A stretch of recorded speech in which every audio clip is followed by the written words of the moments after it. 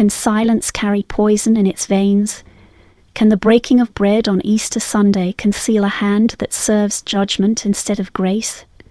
But in the stillness between clinking glasses and whispered prayers, there pulsed another rhythm, older and darker. The patience of the enslaved, the ledger of pain carried in silence, and the weight of debts that could no longer be ignored. That night, Easter bells tolled not for resurrection, but for reckoning, and at the head of the table sat a mistress whose final communion was already being poured. Before the supper plates are set, before the silence of that house deepens into legend, pause with me. These are not softened tales nor fables born of imagination. They are the echoes of the forgotten, the whispers buried in dust and shadow. If you want to follow real stories that defy time and reveal hidden truths, subscribe to the channel now and turn on notifications so you don't miss any of our... The silence continues, listening closely. The plantation stood like a cathedral of sorrow, its timbers swollen with damp, its shutters sighing against the restless winds that moved through the Louisiana fields. Cypress trees, tall and solemn, draped in moss like funeral shrouds, leaned toward the house as if listening. The soil was rich and dark, but not with mercy. It yielded crops at the cost of bones and backs, and it drank the sweat of those who bent beneath a sun that never forgave. The mistress of the estate, her name murmured with both fear and disdain, presided over this domain with the hauteur of a queen. Her silks rustled through the halls like whispers of command, her silver trinkets clinking faintly as she moved from room to room, each sound a reminder of power. The house was a theatre where cruelty wore perfume, and silence became a mask.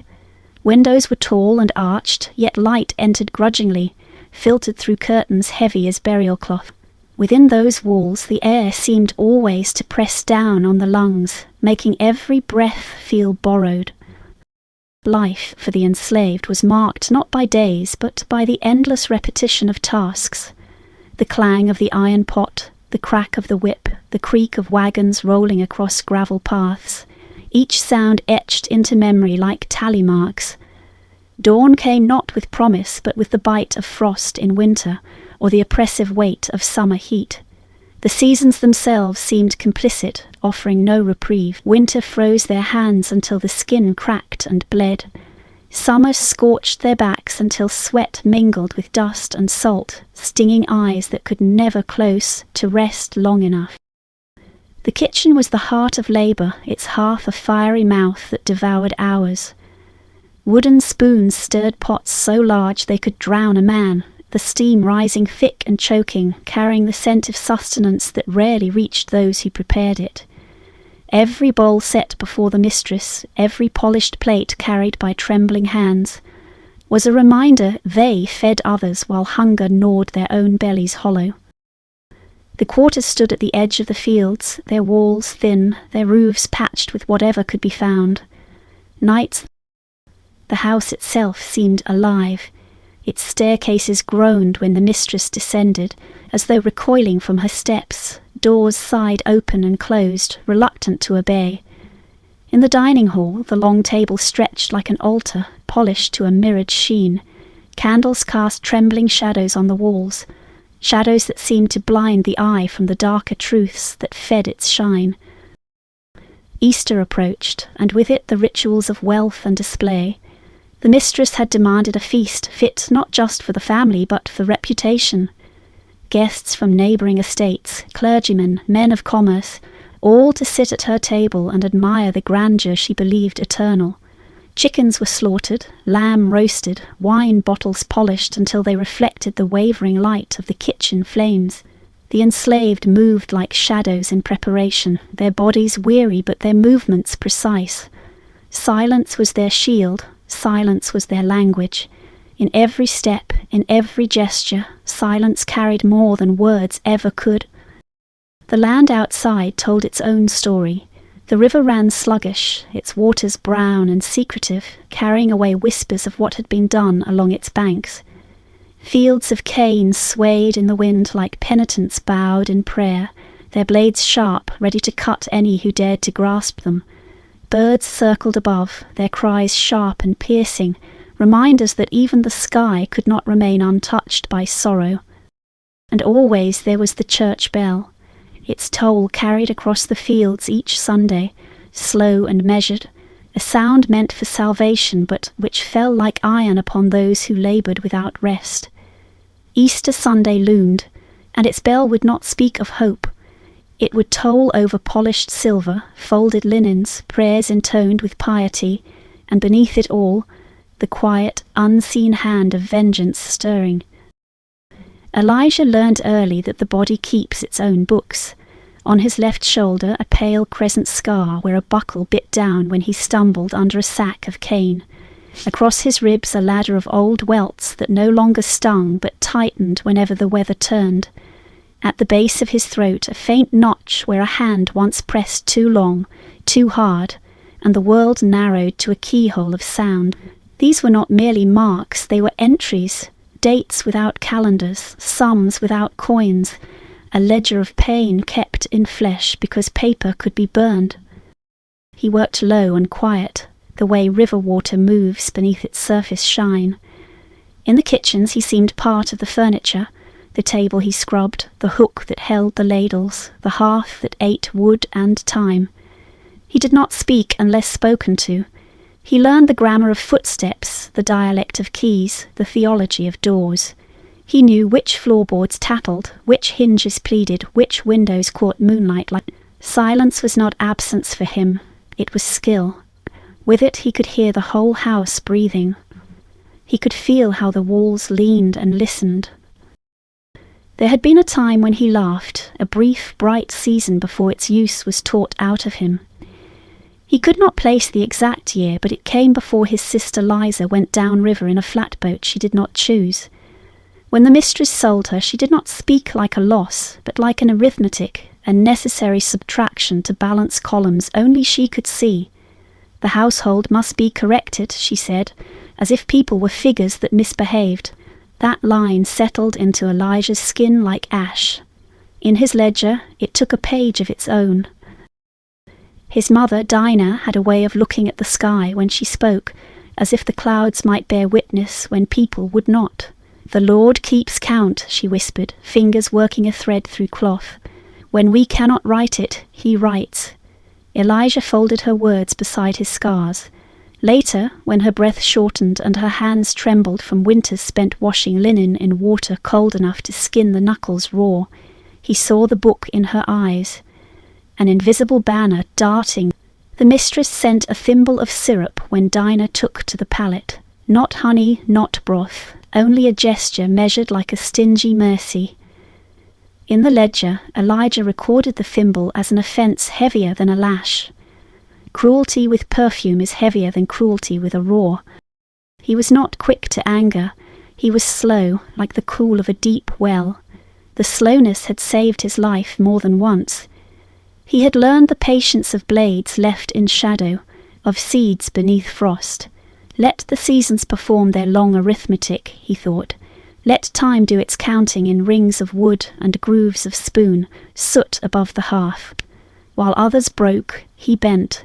While others flared, he banked his fire. In the bowing of his head they saw submission. In the stillness of his face they saw emptiness. They never learned to read silence. They thought silence was a blank, not a script. Sometimes at night, when work allowed him 4 inches more of breath than usual, Elijah made a list without words. He lay awake and let memory move across him like a pen.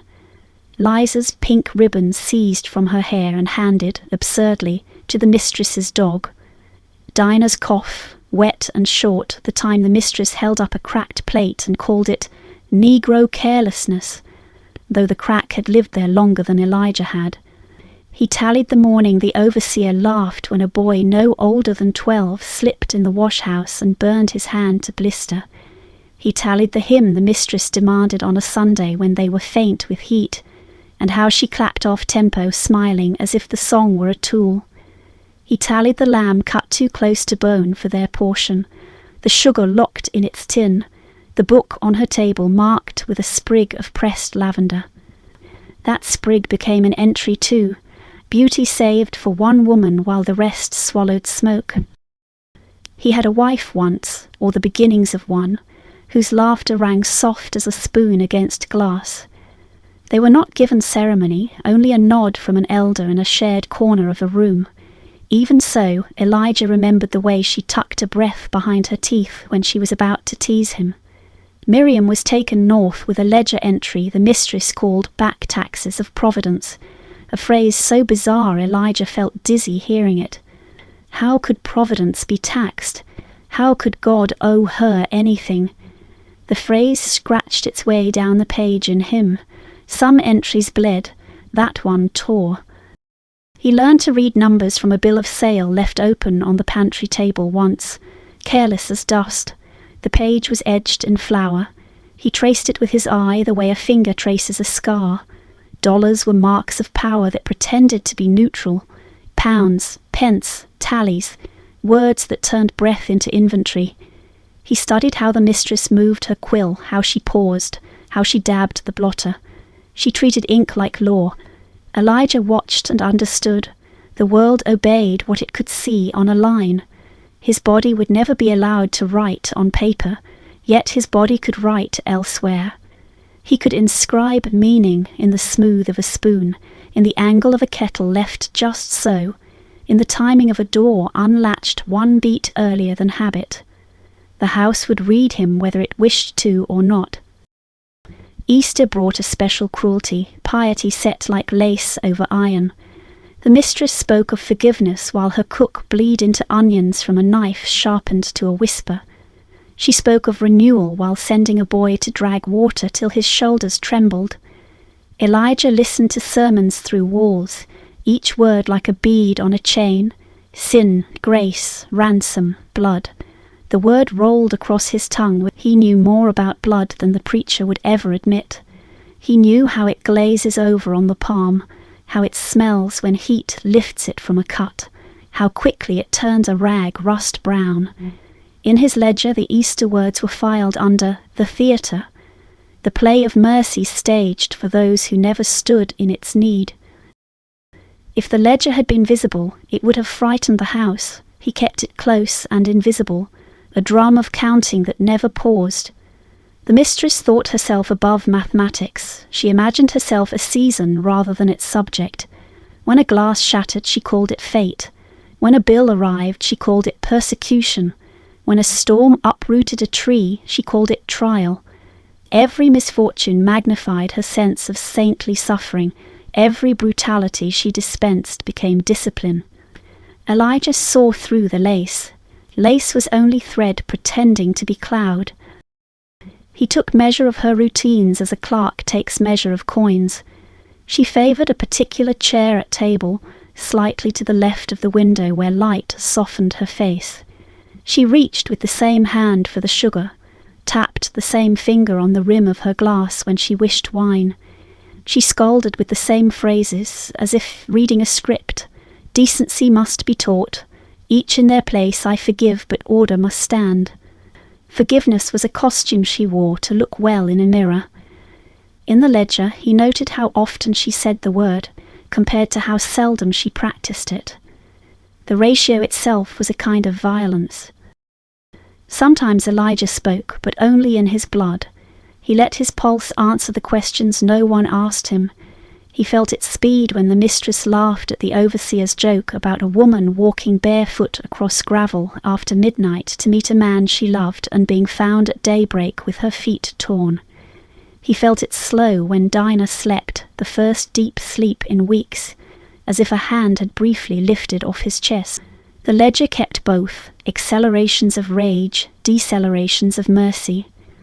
He kept them balanced not because he believed the world would ever balance them, but because balance was a discipline, and discipline was a kind of armour. The kitchen taught him more than the Bible they let him hear and not touch.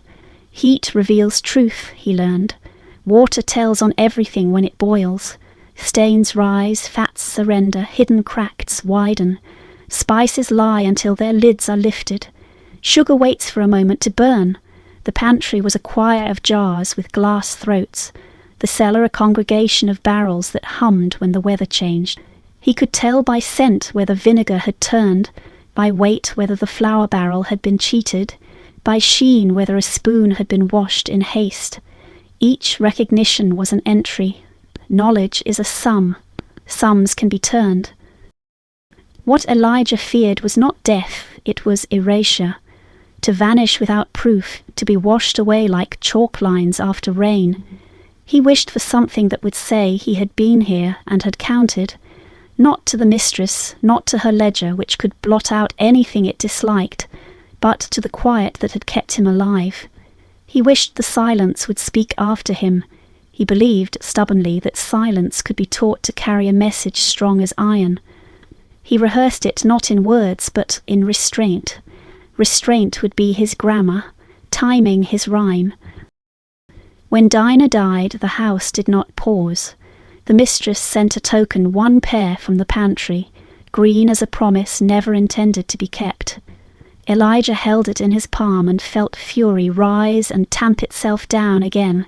He sliced the pear in thirds and shared it with 2 children who stared at him with the reverence given to anyone who can turn little into more. He chewed his share with devotion, not to the fruit, but to the lesson. Sweetness is a currency, and those who control it declare their saints and their sinners.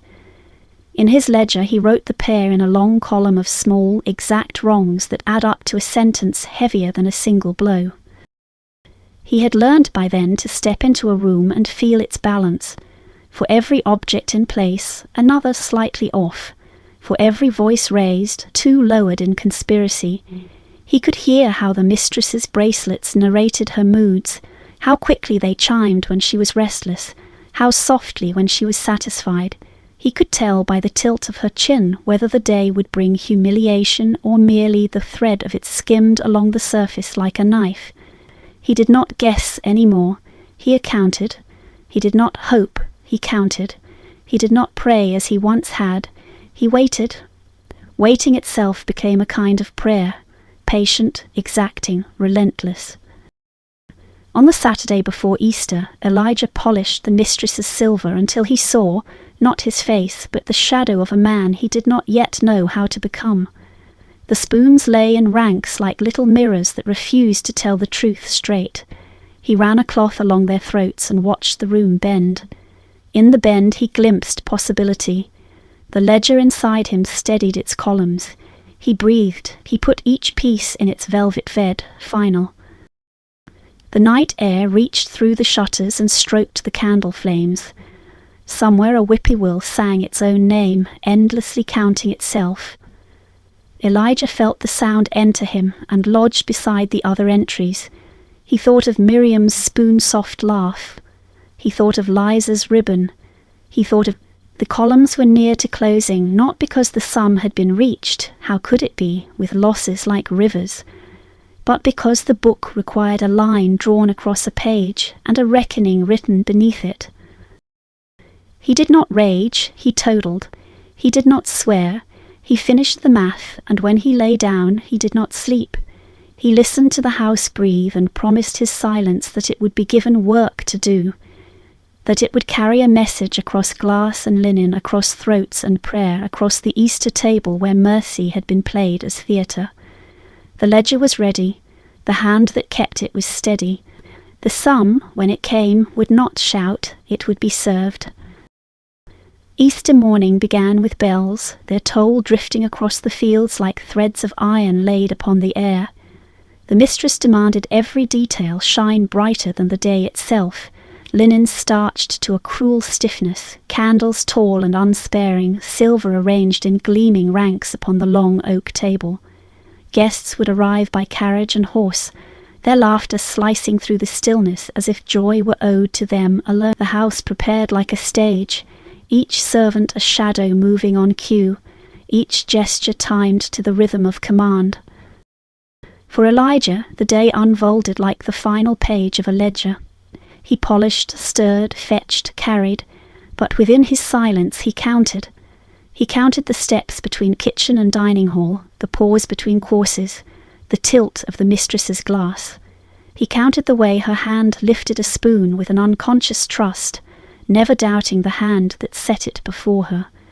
That trust would be her undoing, for trust, once betrayed, strikes deeper than any blade. The kitchen became a workshop of judgment. Fire crackled in the hearth, its glow painting the walls with restless shadows. The air was heavy with lamb fat, with rosemary crushed between fingers, with the sweetness of sugared almonds the mistress insisted upon for the occasion. Every scent mingled, rising into a haze that blurred the eye and numbed the senses, but Elijah smelled something sharper beneath it all, the bitter promise of a substance gathered days before, hidden like scripture in the folds of ordinary life. He had studied the mistress's habits with the precision of a bookkeeper. She loved wine, red and deep, and she loved her broth, the ritual cup that soothed her pride as much as her body. She claimed it settled her nerves, though her nerves were never troubled by guilt. In that small indulgence she believed herself untouchable. Elijah knew the measure of her appetite. He knew how the liquid warmed her throat, how she closed her eyes briefly as it slid down, the way one might savour forgiveness. To strike her there, at the point of indulgence, would be to let judgment bloom in the very space she called holy. The poison itself was not born in rage, but in patience. It had been gathered slowly, as if the earth itself conspired to give Elijah its tools. The fields had their secrets, certain leaves, certain seeds, bitter to the tongue, slow to the stomach, sharp as silence when coaxed together. He had watched others fall ill in seasons past, watched how the body surrendered piece by piece, how strength drained without warning. He did not need abundance, only a trace, folded into broth, invisible as a whisper. A trace was enough to carry a message louder than shouts. On Saturday night, while others slept fitful under the weight of dawn's labour, Elijah prepared. He crushed the bitter fragments with the back of a spoon, the metal ringing soft against stone. He let the pieces fall into a small cloth pouch, tied it with thread stripped from an old garment, and hid it where no curious hand would search. Within the hollow of a flour barrel, beneath the white surface that covered it like snow, he moved with the patience of one writing scripture, each act deliberate, each silence binding it into permanence. The kitchen's tools became his allies. The ladle gleamed like a silver tongue. The cauldron hummed low with heat, as if anticipating. The bowls lined up in expectation, their round mouths gaping like supplicants at prayer. He touched them not as objects, but as participants in a ritual older than the house itself. They would bear witness. They would speak in their own way. On Easter morning, Elijah served without tremor. His hands, long trained to obedience, betrayed nothing. He ladled broth into cups, garnished plates, adjusted linens. Yet one cup carried more than warmth. Into its depths had slipped the dust of silence, the measure of patience, the weight of years unspoken. He stirred it once, twice, as though blessing it with invisible hands.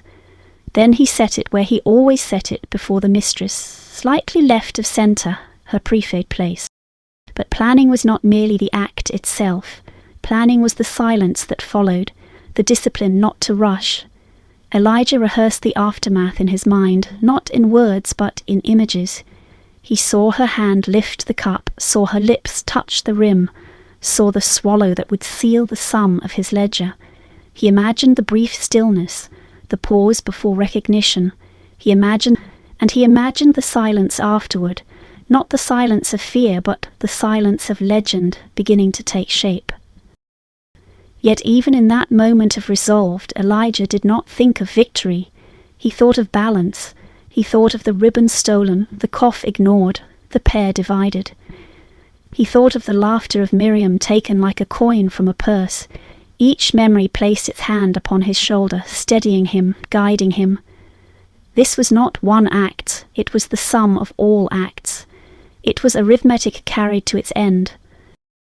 The house itself seemed to sense what was coming. The staircases groaned low, the shutters quivered though no wind pressed them. The cypress trees outside leaned closer, their moss swaying like spectators leaning forward in pews. Even the river slowed, as though the water itself wished to watch. The air in the dining hall thickened, pressing against the lungs, demanding shallow breaths. Guests laughed, but their laughter rang tinny, brittle, like glass about to crack. The silver gleamed too brightly, mocking its own polish. Elijah's heart did not race, it measured. Each beat was another tally, another moment accounted for. His silence held steady, carrying him through the ritual motions of service. He poured wine without spilling, placed bread with the same precision he had always shown. The mistress saw nothing different. That was the brilliance of silence. It never announced itself, it simply gathered weight until it crushed. When he looked at her across the table, he did not see a woman. He saw a column of debts. He saw the ledger stretched open, waiting for a final line to be drawn. Her laughter, shrill and careless, was the rustle of pages soon to close. The jewels at her throat caught the candlelight, flickering like numbers tumbling in columns. She lifted her spoon, stirred the broth, tasted it without hesitation. Elijah turned away, not from fear but from completion. A clerk does not watch the ink dry, he trusts the sum. The planning was finished the moment she swallowed. The silence had done its work. He stepped back into shadow, where he had always lived, where the house had always kept him. Around him the table glittered with false joy, the guests oblivious. But the ledger had turned its final page. All that remained was the unfolding of the sum. The supper began with the rustle of silk and the scrape of chairs against polished wood. Candles trembled in their holders, their flames bending as though uneasy in their task of lighting the scene. The guests spoke in measured tones, voices softened by the sanctity of Easter, though beneath their civility pulsed hunger, for food, for wine, for reassurance of their place above the labouring shadows that surrounded them. Silver clinked, porcelain chimed, laughter threaded through the hall like a brittle song. At the head of the table sat the mistress, robed in pale green silk that shimmered like spring fields under sun. Her jewels caught the candlelight, scattering fragments of brightness across the oak surface. She was radiant, or so she believed. Radiant with power, radiant with piety. Each guest turned their gaze toward her with deference, as though she were the altar at which they gathered. And in her hand the cup of broth, steam rising in fragile ribbons that curled and vanished into the air. Elijah moved among them like a shadow stitched into the fabric of the evening. His silence carried him, each step rehearsed, each gesture precise. He poured wine into glasses, replenished bread, bent low to collect discarded bones and fallen crumbs. He did not look long at the mistress, yet he felt her presence in the room as one feels the oppressive weight of a storm on the skin. She lifted her spoon, swirling the broth gently as if stirring fate itself. The first sip passed her lips without suspicion. She closed her eyes, savouring the warmth as she had done 100 times before. But tonight the warmth was not merely comfort, it was judgment cloaked in familiarity. The guests continued their chatter, oblivious. The minister spoke of resurrection, his words falling into the air like dull coins. A merchant laughed too loudly, wine staining the corner of his mouth. A woman adjusted her gloves, eyes darting to the silver with hungry admiration. And then, silence, small but sharp.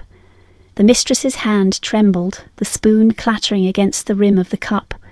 She pressed her lips together as if tasting something amiss, something not of her design.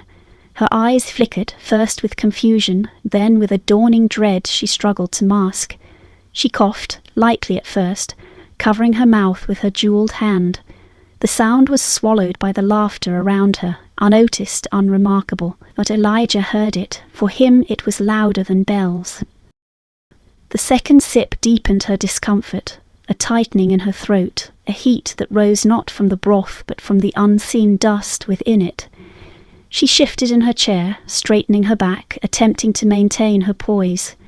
She forced a smile, spoke a hollow pleasantry to the guest at her side, yet the smile cracked at its edges. The words trembled, and her hand reached for her goblet of wine with a sudden urgency.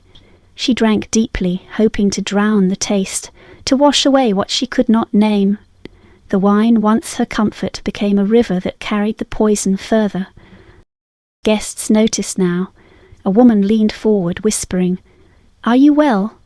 The mistress waved her off with brittle grace, insisting she was merely tired, merely overcome by the warmth of the room.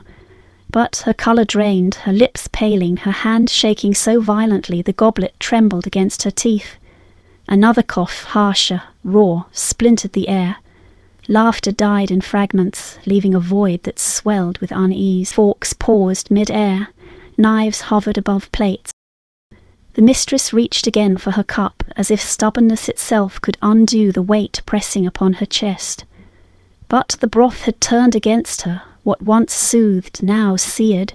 She choked, the spoon falling from her grasp, striking the polished wood with a sound that echoed far longer than metal should. Conversation ceased entirely.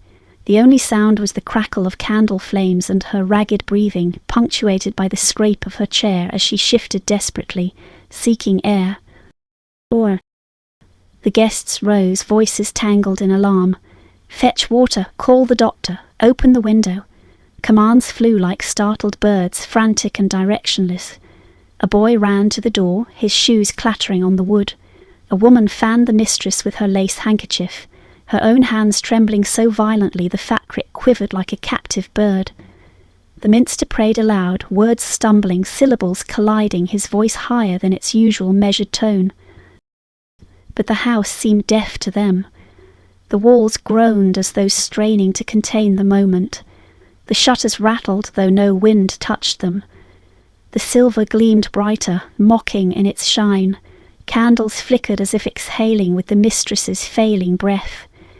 Every detail turned witness. Every object joined the silence that was no longer empty but swollen with judgment. The mistress's eyes widened, glassy, searching the faces around her, perhaps seeking mercy, perhaps seeking denial. But she found only reflection, her own cruelty mirrored back in the panic of those who now realized their own fragility. She tried to speak, to command, but the words caught in her throat, dissolving into a guttural sound that silenced even the minister's prayer. Her hand clawed at the gobble-cloth, pulling it askew, toppling a goblet that bled wine across the linen like a wound. And then, slowly, with a tremor that passed through her entire frame, she collapsed against the table, her head striking the polished wood. The sound reverberated through the hall, low and final. Guests rushed forward, their cries rising, but the silence beneath them remained louder. It was the silence of debts settled, of a ledger closed. Elijah turned his gaze away. He did not need to see her last breath, did not need to watch the struggle drained from her eyes. The sum was written, the ink was dry. He stepped back into the kitchen, the shadows swallowing him as they always had. Pot simmered, unaware. The hearth crackled, indifferent. Yet everything felt altered, as though the house itself exhaled after years of holding its breath. Behind him chaos reigned. Guests shouted for help, for explanations, for salvation. Servants scurried, torn between fear of punishment and the impossible task of undoing what had been done. But Elijah's silence carried him steady. He moved with the calm of one who has finished a long calculation, who has placed the final line beneath the figures and knows no further numbers can change the result. The mistress's body slumped, her silk gown wrinkling, her jewels dulling under the sweat of her skin. Her cup lay overturned, the broth soaking into the linen, leaving behind a stain darker than wine, darker than shadow. That stain spread slowly, a creeping witness, until it seemed to consume the table itself. And in that moment legend began, not with proclamation, not with trumpet or cry, but with silence, thick, unyielding, unforgettable. Silence that filled the hall, silence that carried across the fields, silence that etched itself into memory. Easter bells tolled in the distance, their sound arriving late, as if reluctant to join what they already knew had transpired. Their chime was hollow now, stripped of reckoning. Elijah listened. Each toll was another voice. The execution was complete, not with blade, not with fire, but with patience, with silence, with the dust of vengeance borne into a cup. The house would never forget. The land would never forget, and Elijah's ledger, though closed, would echo in every whisper that passed through Louisiana thereafter. The Easter table did not end with prayer, nor with hymns of triumph. It ended with a gasp, a cry, a silence that clawed at every throat. The mistress lay still, her hand frozen in a claw-like clutch against the tablecloth, her jewels dulled with sweat, her silk gown heavy with collapse. Around her, panic rippled like fire across dry fields. Guests stumbled to their feet, their chairs toppling behind them with shrieks of wood against wood. Servants clustered at the edges, torn between rushing forward and holding back, fear sealing their feet to the floor. Her family shouted commands into the chaos. "Bring water, summon the doctor, fan her," but the words fell against the weight of inevitability. The cup, overturned and leaking its bitter stain into the linen, became the true centerpiece of the feast. Its spreading blotch devoured embroidered flowers, swallowed carefully laid silver, mocked every effort to keep the table untouched by wine mingled with broth, a dark twin stream bleeding across the oak. In the kitchen, Elijah heard every sound, yet moved with steady silence. His face betrayed nothing, not even to the others who looked toward him with wide eyes. The younger ones, children barely old enough to carry dishes, stared at him with the awe one feels before a figure both familiar and suddenly vast. He offered them no signal, no word of acknowledgement. Silence was still his weapon, still his shield. By the time the doctor arrived, the mistress was beyond the reach of medicine. He pressed her wrist with shaking fingers, leaned his ear toward her lips, and pulled back with eyes clouded not with sorrow but with calculation. What would this mean for the family, for his standing, for the plantation's whispers? He muttered about a seizure, about the frailty of women's nerves, about the burden of Easter fasting. His words spun like thread too thin to hold weight, yet the family clutched at them desperately. Better a lie than the truth that sat staining the tablecloth before their eyes. Neighbours heard the news before dawn broke the next day. Carriages rattled down dirt roads, carrying both mourners and gossips. Some swore she had been cursed, others whispered of old sins catching up with her bloodline. A few, braver in private, suggested poison, but none dared to say it aloud in the mistress's own house. Her body was laid in the parlour, candles flickering around her pale face, her jewels removed, her lips pressed close as though in stern rebuke, even in death. Women clutched handkerchiefs to their mouths. Men shook their heads with the gravity of those who had always known the world could be cruel, but preferred not to name how. The enslaved community carried the news differently. In the quarters, whispers slithered through the night like wind through reeds. They did not speak Elijah's name. They did not need to. The silence itself told the story. A glance across a fire, the press of a hand against another's arm, the faintest nod, these were acknowledgments deeper than words.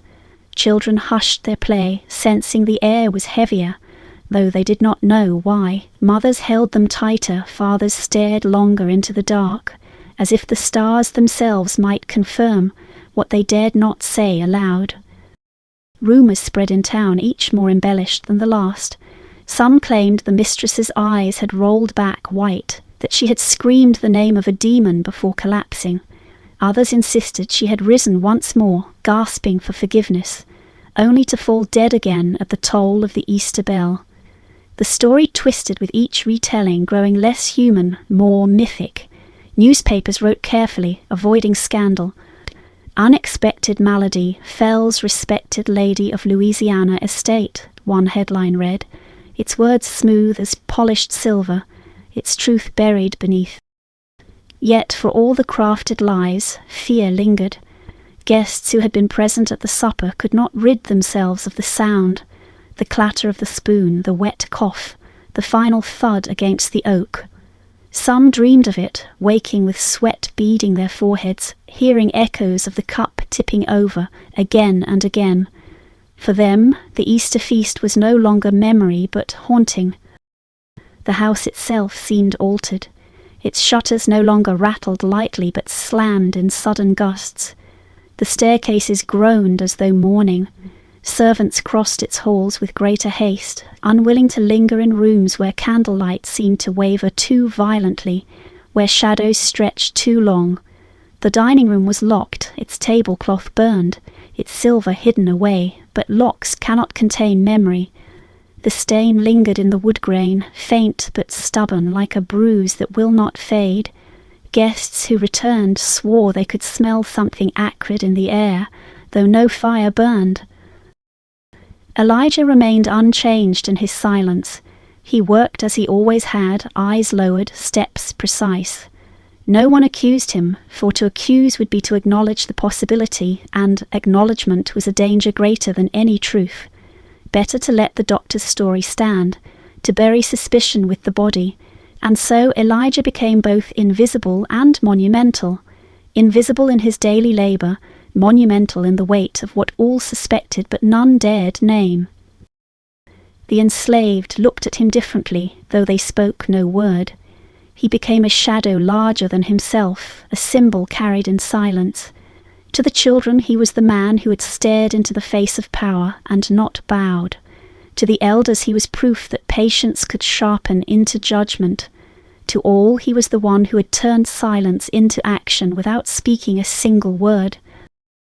The ledger in Elijah's heart was closed, but its echoes opened elsewhere. Each whisper in the quarters, each rumour in town, each nightmare in the mind of a guest. These were new entries written not by him but by those who carried the memory forward. What had begun as one act became many retellings, each shaping it into something larger, darker, more inevitable. And so the aftermath was not a conclusion but a widening circle. Fear reached the neighbours, awe reached the enslaved, suspicion reached the family, and legend began to rise like mist over the cane fields. It was in the silence after laughter, in the pause before grace, in the way guests hesitated to raise a cup at supper tables long after that Easter night. The act had ended, but its echo had only begun.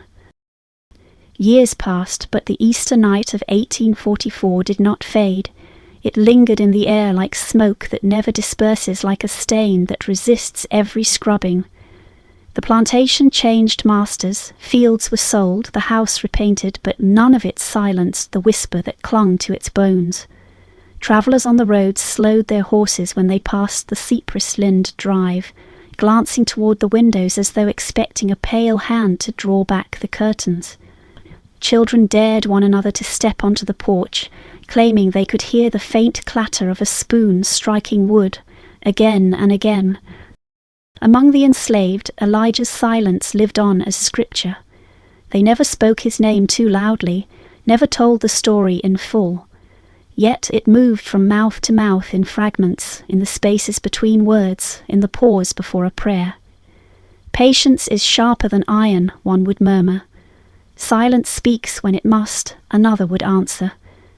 The younger ones grew up knowing there had been a wrecking, even if they could not name its agent. It was enough to know that silence, long carried, could be turned into a blade invisible and unanswerable. In town the legend grew darker. Some swore the mistress still sat at her table in the afterlife, cup forever in hand, eyes wide with the recognition of betrayal she had never imagined possible. Others whispered that her spirit haunted the dining room, her cough rattling in the night, her jewels clinking faintly as she wandered, forever searching for the cup that betrayed her. Neighbours told of hearing the Easter bells toll when no church had rung them, the sound rolling across the fields heavy with unfinished judgment. The dining hall became a place of avoidance. New owners covered its windows, nailed its shutters, closed its door as though to contain what could not be contained. Servants crossed themselves when forced to enter, claiming the air grew thick and their throats tightened as soon as they stepped within. One man said he saw the stain on the wood swell darker when touched by moonlight, spreading slowly until it reached the edge of the table. Another swore he heard footsteps pacing, measured and patient, though the hall was empty. Elijah himself dissolved into the mists of memory. Some said he was sold downriver soon after, suspicion trailing him like smoke, though never spoken aloud. Others insisted he vanished in the night, walking barefoot through the cane fields until the fog swallowed him whole. A few claimed he lived long and silent in another parish, his eyes heavy with secrets he would never utter. No one knew, but perhaps that was the final act of silence, the man himself disappearing, leaving only the echo.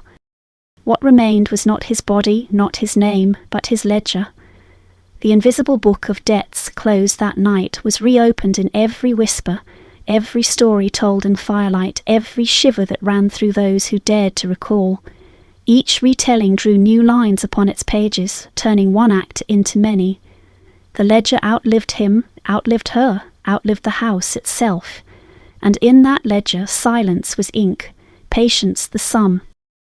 Even generations later, when the plantation was only a ruin, ivy swallowing its stones and moss veiling its chimneys, the tale persisted. Travellers camping nearby reported hearing a spoon fall in the dark. Farmers said their horses balked near the cypress trees, ears twitching as if hearing footsteps in the grass. Some spoke of a shadow in the windows, a man's figure standing tall, his face unreadable. Watching, he did not move, did not speak, but his presence filled the air like thunder before a storm.